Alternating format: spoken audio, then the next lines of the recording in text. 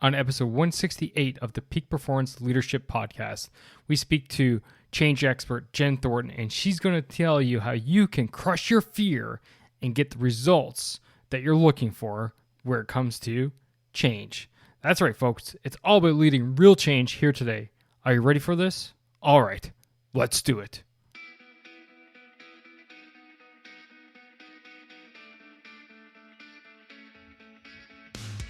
Welcome one, welcome all to the Peak Performance Leadership Podcast, a weekly podcast series dedicated to helping you hit peak performance across the three domains of leadership. Those being leading yourself, leading your team, and leading your organization. This podcast couples my 20 years of military experience as a senior Canadian Army officer with world-class guests to bring you the most complete podcast of leadership going. And for more, feel free to check out our website at movingforwardleadership.com. And with that, let's get to the show.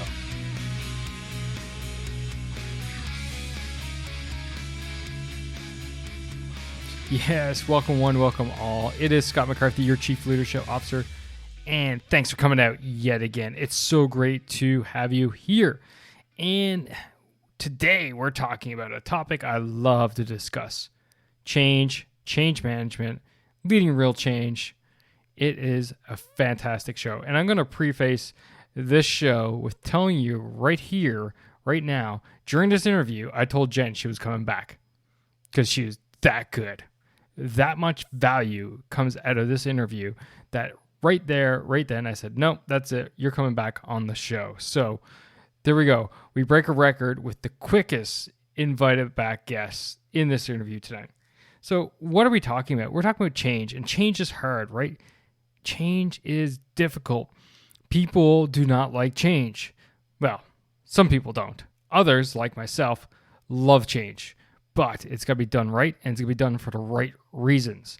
And that's why I bring in Jen Thornton. She is the CEO and owner of 304 Coaching, and this is where she lives. She lives in this area. She has an unconventional approach, which you're going to find out. And she helps clients to go through their change process to ensure, one, they're effective, two, it's long-lasting, and three, there's buy-in. And if anyone talks to you about change, you know those three things are required. So we go through topics such as why real change is important for leaders to hit peak performance, why decision agility, this is something new that hasn't come up on the show before, is so important to leaders, competencies required for future leaders, how to create innovation by crushing fear, and so much more. So Jen is a superstar guest. So great to have her on. And like I said, she's going to be back again. So why don't we just shut it down here for the intro? And you can sit back, relax, and enjoy my conversation about leading real change with Jen Thornton.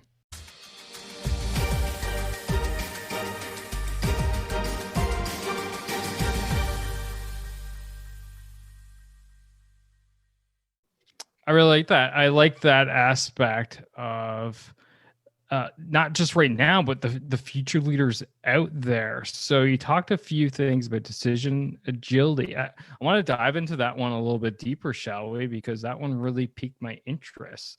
So I've had a number of like agile coaches on the show before, most notably Chris Williams from Badass Agile. But decision agility is not necessarily something that's popped up. So let's dive into what that is and what that looks like. I'm throwing you a full hockey sock here for a good Canadian analogy. So what is that? What does it look like? And how do leaders achieve it? So decision agility, when I think about that, I don't think about the old school, like I have plan A, B, and C. And if this goes wrong, I'll do B. And if that goes wrong, I'll do C. Because you're creating those plans, A, B, C, with the information you have in front of you. But in our current world and our future world, we're making the best decisions we can with the current information. But if we get too attached to those decisions or too attached to those plans, as additional information surfaces or as something changes, we're not willing to see it or react to it or take it into consideration.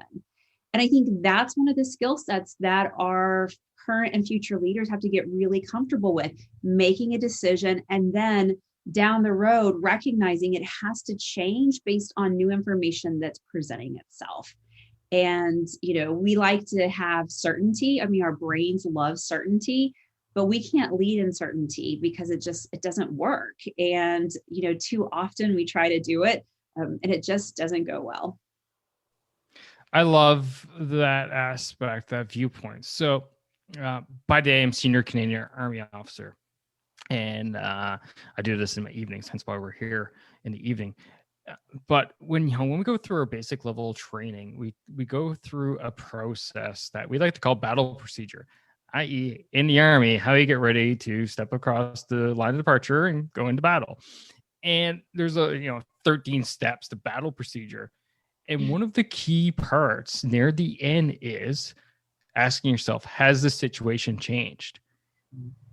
And if the answer to that is yes, you go right back to square one.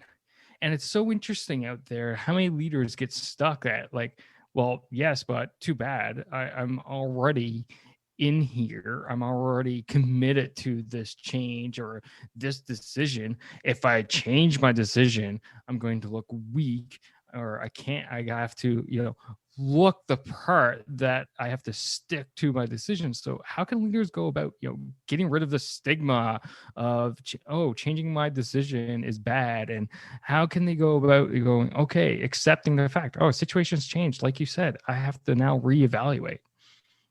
Yeah. So one of the things that's really interesting about the human brain is it actually can get addicted to being right. So when we're right, we get a dopamine hit, and we like a good dopamine hit. It's the same one you get if you have some sugar or some shopping or, a substance of choice. You get a dopamine hit. And so what's happening oftentimes in the workplace when people aren't willing to say, hey, has this step 13, has the situation changed? I need to reevaluate and start over.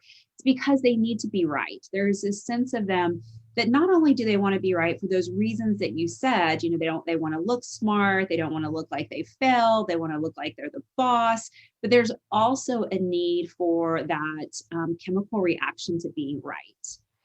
And so for leaders to manage inside of that environment, the environment that we all live in now, which is really evolving at any given minute, literally in the minute, we're sometimes changing our decisions.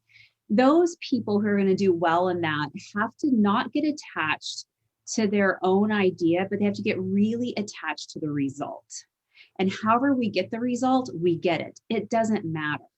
And I think that is where we fail sometimes, is that we're so attached to our idea, making sure the result's there, or our idea is the one that won. And, we're going to get some blue ribbon, I guess, if our idea was the winning idea.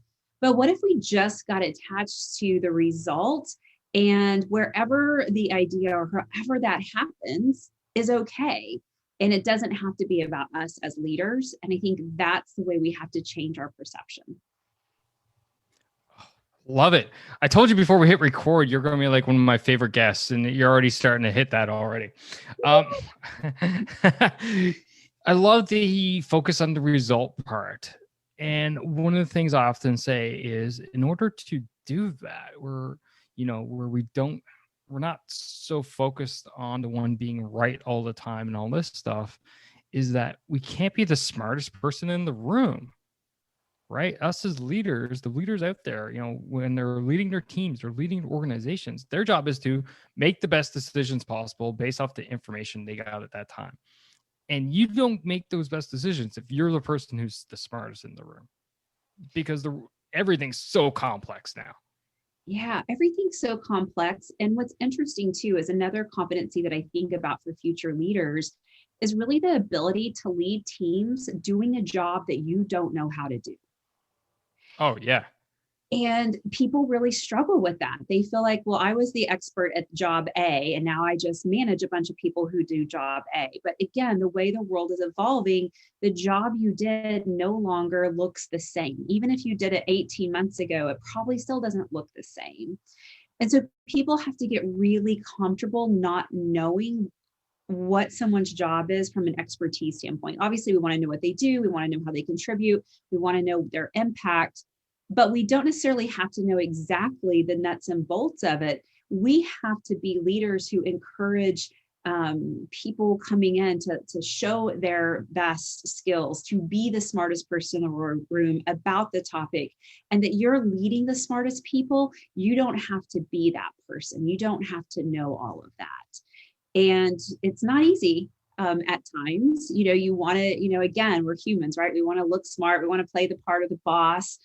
But I think, leaders who are going to be successful in today's world and into the future, they're going to be really good at assembling teams and assembling the right answer, not coming up with the right answer themselves. Love it. Absolutely love it. I always say that being a leader is not about having the right answers, but rather asking the right questions, so that your people are the ones who that come with the right answers. And I like what you talk about, how we don't need to be the ones that know everything, because it's so impossible in this day and age, but rather going to be the ones that are in charge of those who know everything. And I often tell my coaching clients and stuff like this, I'm like, you need to be an expert. They're like, well, how can I be an expert? Like, an expert is, you need to relook at the definition of expert. You need to be an expert of your team, i.e., you need to know enough to be dangerous, what everyone does. So when they can walk up to you, I'll give you an example. By training, I'm a logistics transportation officer, i.e., I move things, whether that's trucks, planes, ships, whatever. And I would go, when I was a transport platoon commander, I would go and drive every piece of equipment that I commanded, that my guys drove.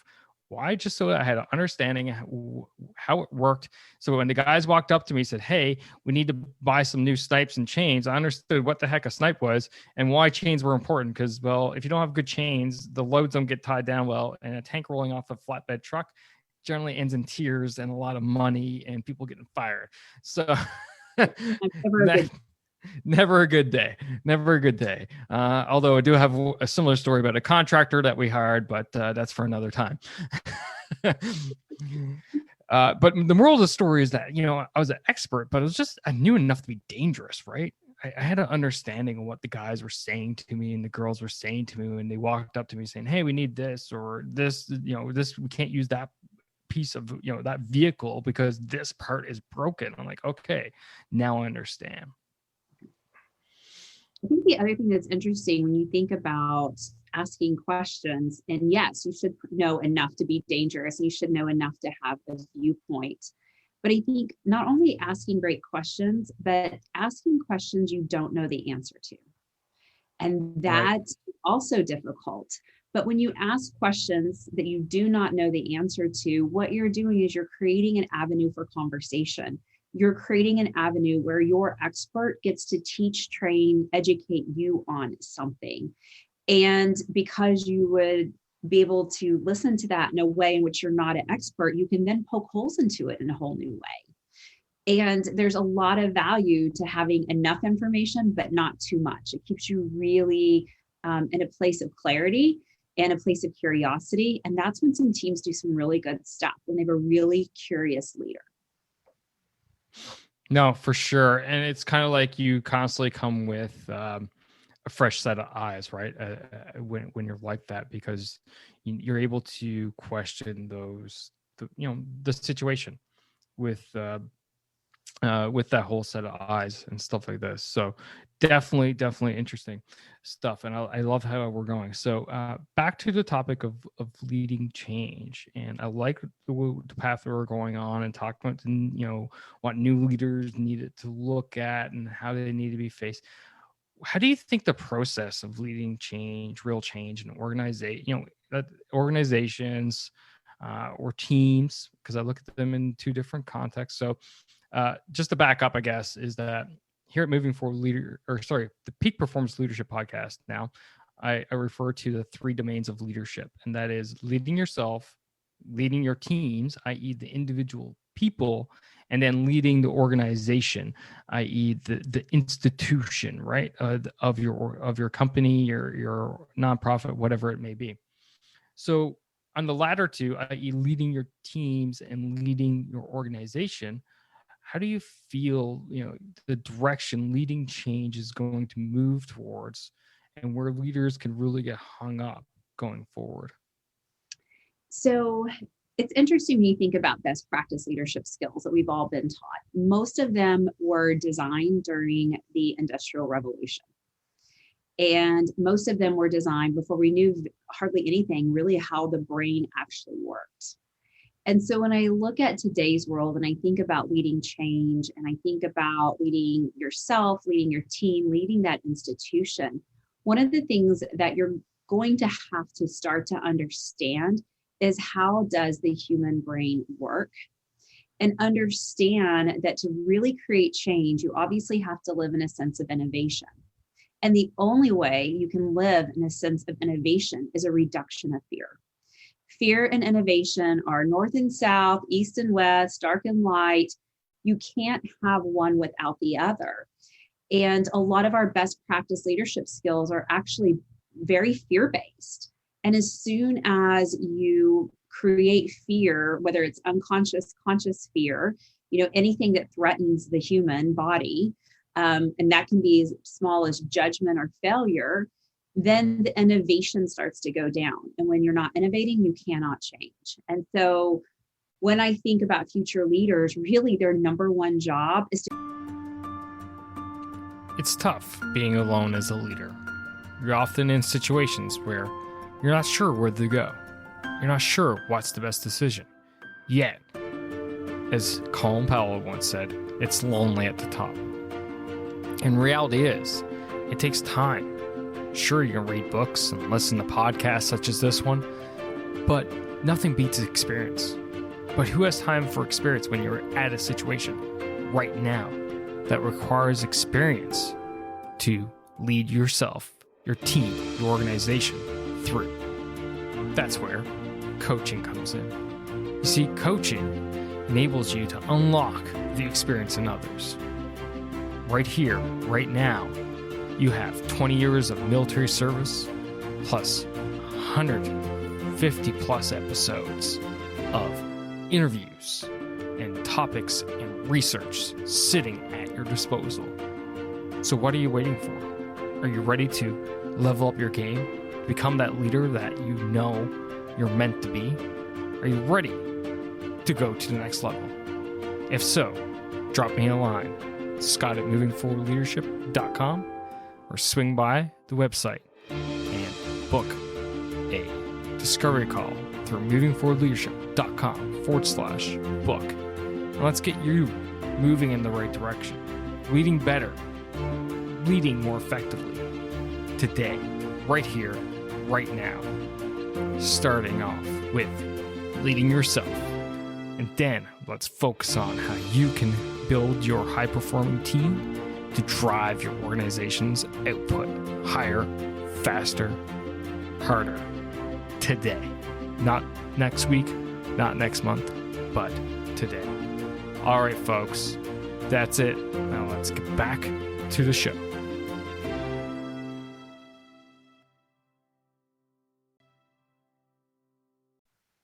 All right, let's answer that question. How can you reduce fear? And yeah, that's the $1 million question right there, right? Like $1 million question.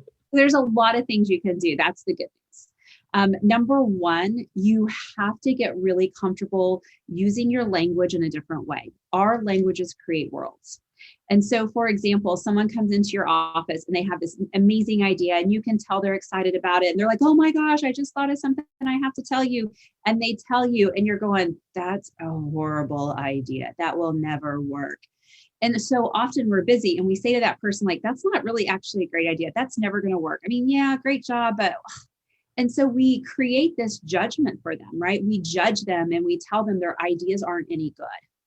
And instead of saying that, what we can say is, hey, I can tell you're excited about, I don't see it, but change my mind. Make me see what you see. And then what happens is we celebrate that idea. We don't celebrate the quality of the idea. We celebrate the fact that someone brought an idea to you. Then we allow them to change your mind or tell you the reasons why. And what's interesting about it is you may find an idea in there that works. The other thing that's interesting about it is sometimes your mind, they do change your mind. And that's happened with my own team. One of my team members, we play that game all the time, like change my mind.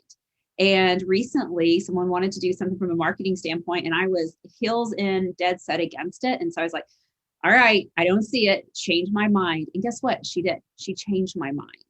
And I could have missed out on a really great idea if I had put her in a failure mode, fear mode. But I used language to celebrate her innovation. And when I didn't see it, I didn't judge her. I allowed her to help me understand her better.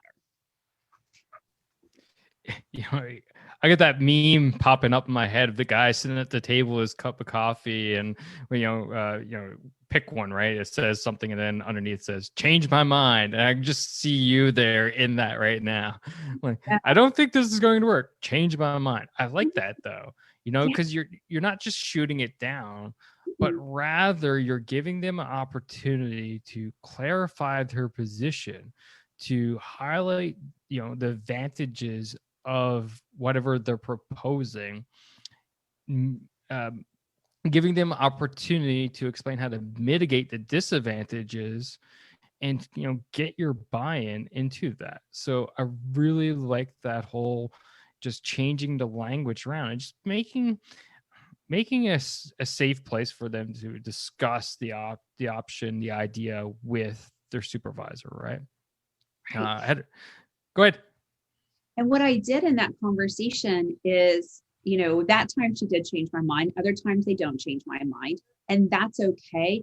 But what I've done is I've created an environment where I'm willing to listen. And if I'm willing to listen to that, there's going to be assumptions that I'm willing to listen to the truth in other ways.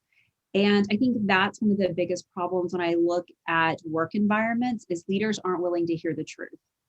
And people aren't willing to tell their leaders the truth. And there's fear on both sides of that. And that's one of the biggest problems we have today. Oh, yes. Let's dive deeper. Let's dive deeper in this. I love it. I love the part where leaders, don't want to hear the truth, and then followers don't want to tell the leaders the truth. How does that even happen? Because I sit here in my role. One of my jobs, I command a squadron of 200 people, logistics squadron of 200 folks. And I don't if I don't have the right information, I can't make the best decisions. And that could result, in something damaging to the lives of 200 people. So how does it become suddenly a leader's in the position where people are like, let's give the boss false info because that's what he or she, they want to hear? How does that even happen in the first place? Oh, it happens so often. It happens more times than not. And when I watch people, but what happens is, as a leader, you walked in one day and you said, why aren't we selling, this widget like we used to? And someone said, well, it's because of this. Nope, can't be that. Nope, you're wrong. Oh, okay. And then they say to someone else, how did you do that? Well, we did this way. Nope, that can't be it either. Nope. I personally designed that marketing, so it can't be that. And so we don't hear the truth. And then again, we've told people they're wrong. So why would they ever want to sign up to be wrong with their boss again? And that's why they stop telling the truth. And again, if someone tells you the truth about why maybe something isn't selling or something isn't working and you don't believe it to be true, you can say, why do you believe that to be true? Tell me what you see. Tell me why that came to your head. What, based on your experiences, why did you want me to know that today? Instead of just saying, I don't believe you. And that's the problem, is leaders too often just say, I don't believe my people. And then therefore the people do not want to tell the truth. Yeah, for sure. Or they end up, losing on their people, right? This isn't what I asked for. You heard a lot of stories, rest in peace, Steve Jobs, but you heard a lot of stories about Steve Jobs and literally throwing stuff at people and stuff like this, saying how garbage it was. So they're like, well, let's just give the boss what he wants and then it'll be happy. Right. And then ultimately that does lead you down a road though, where you are setting your organization up for failure, because suddenly you sit there, you walk in and you're like, all right, let's see the P&L reports, or pick TPS reports for this month. And then all of a sudden he's like, how the hell are we $1 billion in the red?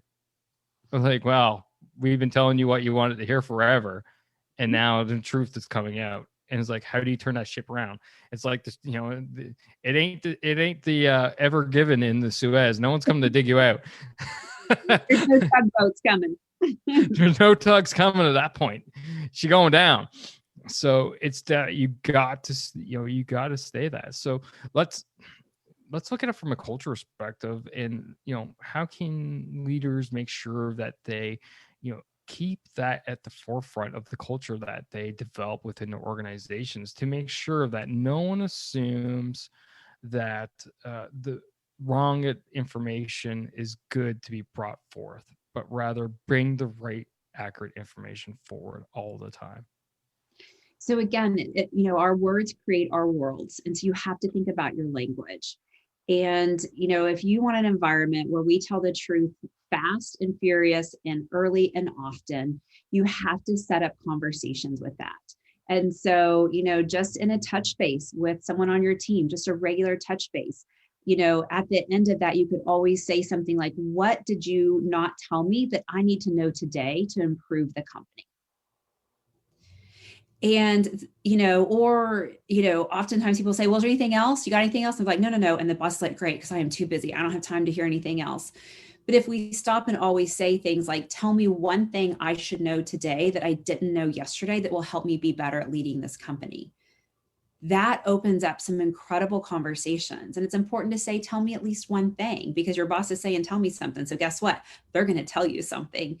And then if they, tell you something and you accept it and you get curious about it, then again, they're going to tell you something again.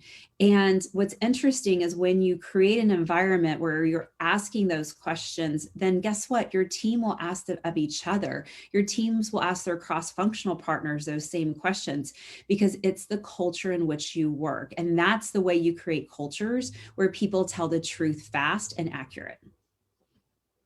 Oh, it's so true. And to add on to that, it's making the space as a leader in your schedule, both daily and weekly, to get out there and have those conversations. So I'm going to go back to that job where I commanded that squadron.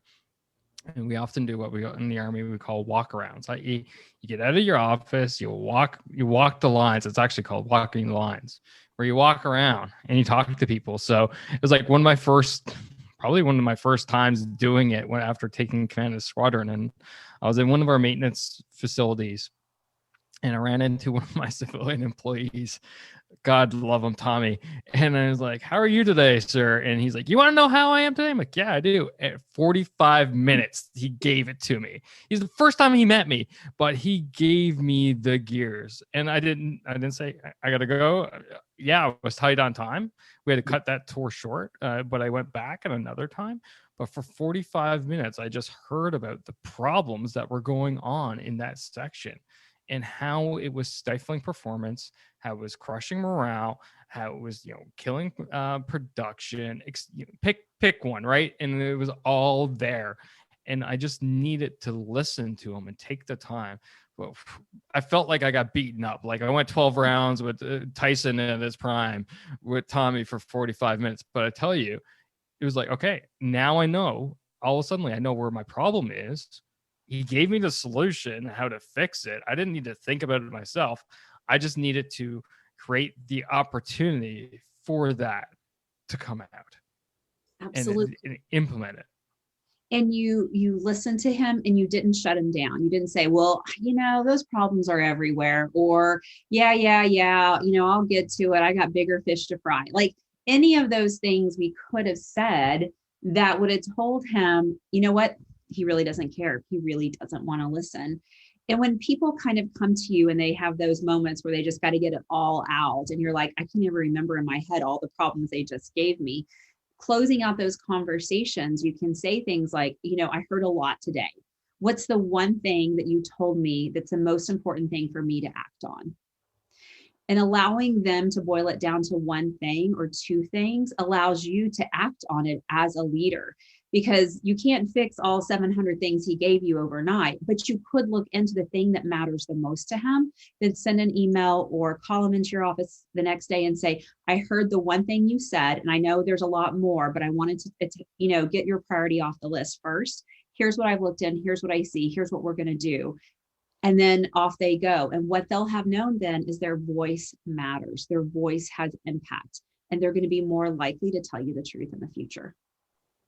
What I hear there is you not setting your priorities, but enabling your people to set them for you. Yeah. Right? Wow, that's a powerful statement and powerful thought, because normally it's completely the inverse.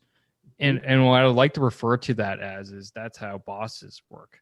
So here, moving forward, leadership, the tagline is lead, don't boss. Because I'm trying to rid the world of those stereotypical horrible bosses out there and enable people to motivate, inspire, bring bonds together with their organization, with their people, and take care of them. And at the same time, there's a reason why we do that. Why? To achieve peak performance, to push our outputs up, to do better, whether that is, as a leader ourselves, as our team hitting peak performance, or our organization, mostly businesses out there pushing their bottom lines up, whatever that bottom line is. Maybe it's a business, maybe it's a nonprofit, doesn't matter. The goal, the ideology is still all the same, right? And when we actually enable our people to say, hey, this is where this is where your priority needs to be, you're getting the raw truth from the ground level. And they're the ones that are actually doing the job on our behalf. So if they're telling you it's a priority for me, that means it's 10 times a priority for them, because it's impacting them on a daily basis. Yeah. And, I don't know what job this individual did, but my assumption is there was probably a bunch of people who did that same job, different shifts, different times, a lot of movement with that one position. And so if you can fix something that as a leader seems small to you, but is really big to that person, but there are 100 people doing that same job, you just fixed a problem for 100 people. And that is something really big. And when I look at organizations, when I look at executives trying to make really good enterprise decisions, but also doing the smaller things that make the day-to-day work. And if you're doing both of those at the same time, they will meet in the middle and you will do really, really big things. But too often we are so focused on enterprise decisions that these what seem like smaller decisions but have high impact sometimes get overlooked. Right. So in Army terms, we talk about that's the divide between the strategic and tactical, right? I.e. strategic, big enterprise decisions, yada, yada. Tactical is ground level. How do I take care of task A through B while, doing X, Y, and Z? But it now brings up an interesting question, because as leaders, we do have to be aware of both, and we do need to take care of both, as you eloquently said. But when suddenly, a conflict arises, you take care of the strategic thing, you take care of the enterprise, take care of the tactical thing, you take care of the people. But the people are the ones that are doing the job on your behalf, i.e. getting the customers, bringing the money in, the ones that are doing it. But if you don't take care of the organization, it crumbles and you don't have the people because you can't pay them. So it's a big chicken or egg thing. So when those two things collide and are competing for your priorities, what is your best advice out there for leaders to go, okay, where should I spend my time at? And and how do I deal with the leftover? Oh, that's such a really good question. And, I think obviously it's a lot of it is situational. But I think that oftentimes you do have to make enterprise decisions that protect the organization and protect, as many jobs or as many livelihoods as you can protect. But you also have to be incredibly transparent to the team. And so if you cannot fix the problems for the team while you're saving the organization, then you need to be honest with how it is going. And obviously, there's confidentiality, there's all that stuff that we know. But honesty can be as simple as we're going through a difficult time. We're making the best decisions we can make based on the decisions we have today. Some days will be good and some days won't. But overall, we're moving towards a better place and we're doing it as a team. And so it's just saying something. And I think oftentimes when things are really stressful and really hard, the executives lock themselves in that room or that floor. There's those buildings where there's like the 15th floor and you have to have special keys to get in the 15th floor. And when things go south, they kind of all go and hide. And when you're hiding and you're not telling the truth, or you're not, saying, I don't know what we're going to do, even if it's simply as simple as that, what's happening is everyone on your team is making up a story, and likely it's not accurate. And so that's how the human brain works. If you don't know something, you create a story. And because we're fear-based animals, we usually create a bad story. And so when you're hiding and not telling anyone anything, then the team is actually making the problem worse. The one that you weren't able to fix anyhow just got worse, because all they're doing is talking about it and blowing it up and making assumptions and creating stories.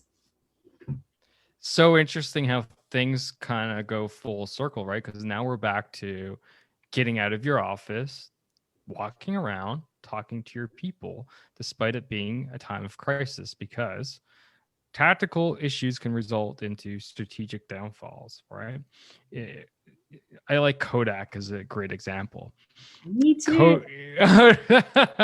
Oh, but it's so interesting because someone walked into the board, I forget the gentleman's name, with like a prototype of the first digital camera, right? Yeah, Steve Sasso. Steve Sasso? Okay, perfect. Wow, it's cool. Yeah, we use the same story. But so for the listener out there, Steve Sasso walked into the board of Kodak with the prototype of the first digital camera and dropped it down and said, hey, check out what we could do. And the board laughed, I won't say, they essentially laughed him out of the room. They're like, we don't do photos. We sell film. And now where's Kodak? Right? So that's a whole thing about right back to the beginning, being aware, being present, being listening to your people, bringing these ideas forward, because guess what? Like you said, right at the beginning, the world changes. Mm-hmm. Absolutely.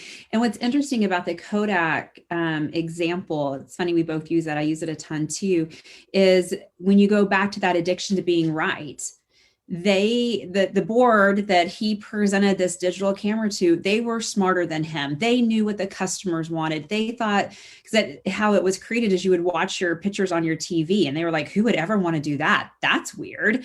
And they weren't willing to listen because they were so addicted to their own idea. And they made actually a ton of money off the digital camera because they owned the patent until 2012.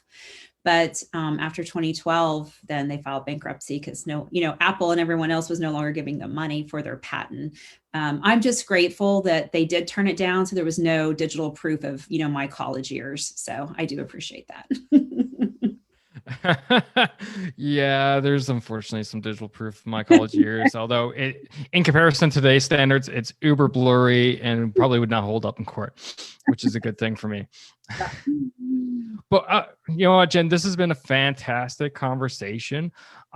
For the people out there, this has been streaming live, and this is something I'm doing now with the podcast more and more. So Jay out there is said that I've been studying leadership for quite some time. I've been listening to her today and learning. So that just gives you an idea of the quality that you've brought. And by the way, we're doing round 2.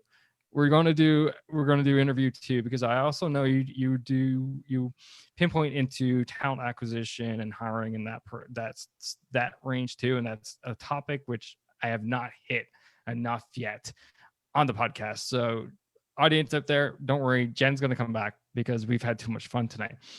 Right. But let's wrap this episode down. Let's wind it down. Wrap it up. Before we do close it out, I got a couple last questions for you. Okay. First one is a question I ask all the guests here at the Peak Performance Leadership Podcast. According to you, Jennifer Thornton, what makes a great leader?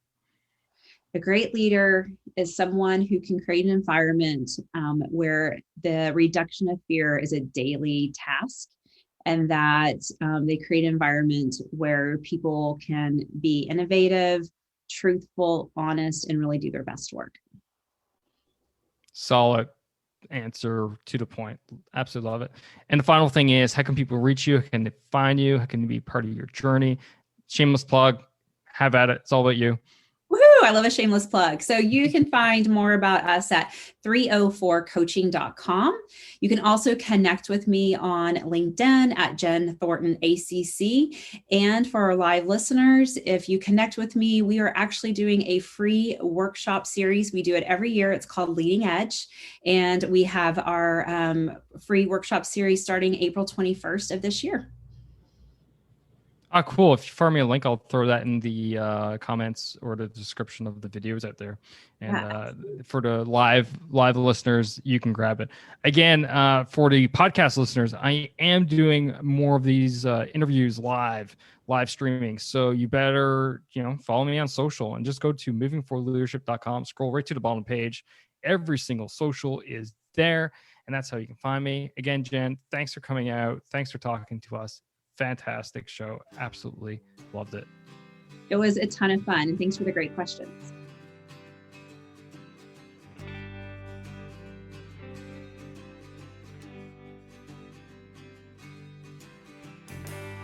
And that's a wrap for this episode, ladies and gentlemen. Thank you for listening. Thank you for supporting the Peak Performance Leadership Podcast. But you know what you could do to truly support the podcast? And no, that's not leaving a rating and review. It's simply helping a friend.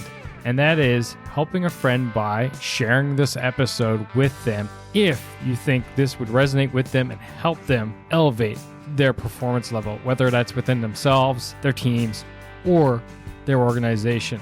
So do that. Help me, help a friend. Win-win all around. And hey, you look like a great friend at the same time. So just hit that little share button on your app, and then feel free to fire this episode to anyone that you feel would benefit from it. Finally, there's always more. There's always more lessons around being the highest performing leader that you can possibly be, whether that's for yourself, your team, or your organization. So why don't you subscribe? Subscribe to the show via movingforwardleadership.com/subscribe. And until next time, lead, don't boss, and thanks for coming out. Take care now.